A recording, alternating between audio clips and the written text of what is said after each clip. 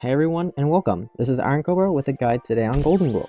Goldenglow is our newest 6-star caster drawn by Namie, who also drew Mizuki and voiced in Japanese by Ayane Sakura, also the voice of Neural and the Radiant Knight. Having been teased for over a year at this point, it's glad to see her finally released as a Spink Kato that does a ton of DPS. And without further ado, let's get right into it.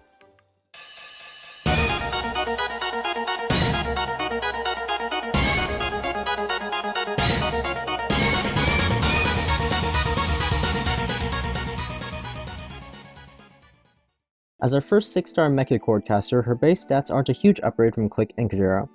Her trait allows her to control drones, which will increase in damage each hit up to 6 times, starting at 20% and capping at 110% of her attack, effectively allowing her to deal double damage per attack over time. As a double strike caster, she works well with flat attack buffs from Sora and Scotty Altor, with both her and her drones receiving the buff. Note that if the drone switches targets, the 6-hit counter resets, so she is best used to DPS down bulky enemies and bosses. Talent 1, Beacon's Wrath.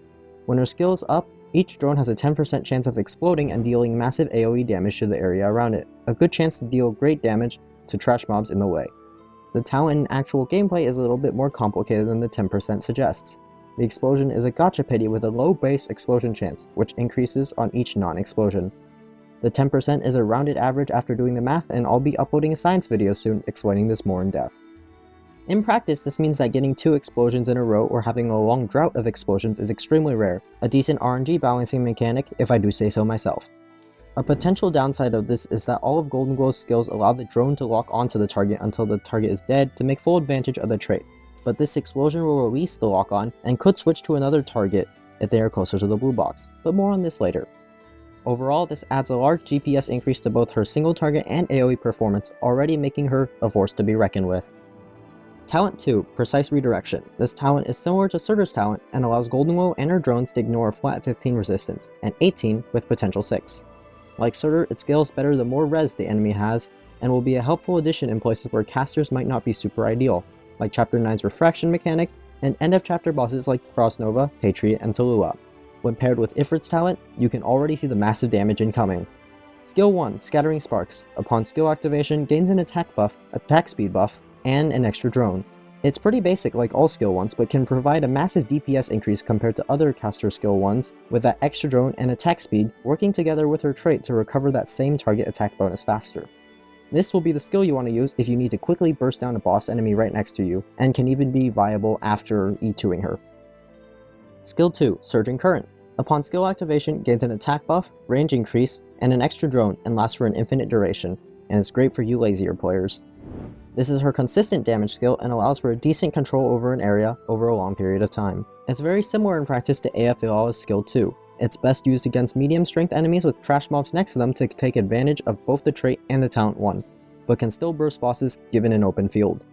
The main downside, as with all infinite duration skills, is that the long time it takes to get up. Even at M3, the skill will still cost 70 SP, making it hard to use if you need DPS in a pinch. It's one of those times where you just place her and then let her do her thing for the rest of the stage. Skill 3, Crystalline Shine. Goldenglow's bread and butter, and upon skill activation, she stops normal attacks, but gains 2 extra drones, gains an attack buff, and her range expands to be global. Each hit from the drone slows the enemy down. The main advantage about this skill is that it almost always has a safe spot to deal high DPS to your target. After all, global range is great, and even better in integrated strategies. However, it comes with a downside of actually being hard to lock down what target you want to hit. The RNG of the explosions often undoes the lock, and can make it difficult to single out an enemy in a crowded area, spreading her damage out thin. In the event you can get the target you want to kill singled out, whether that be just leaving them alone or be one of the Chapter 7 enemies that has taunt, you can unleash devastation on them from across the battlefield. The slow and crowd control should not be discounted either, and given enough attack speed and integrated strategies, makes her super fun to play with. One great place to use her skill 3 is on the map RA8, where you can use Goldenglow at the start to DPS enemies, and especially the bomber drones, from all the way across the map for the whole stage.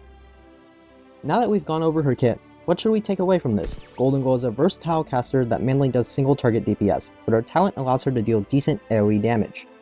Due to the somewhat conflicting natures of the skills and talent 1, she can be a bit hard to use on maps with many lanes and enemies. However, given a good enemy layout, her damage can be devastating. She has good synergy with Sculptor due to her trait, and can add good value to Wii's skill 2. Also, she's very cute, and her soundtrack is amazing.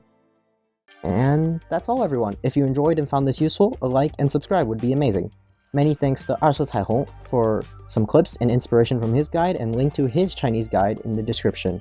I'll see you all in the next one.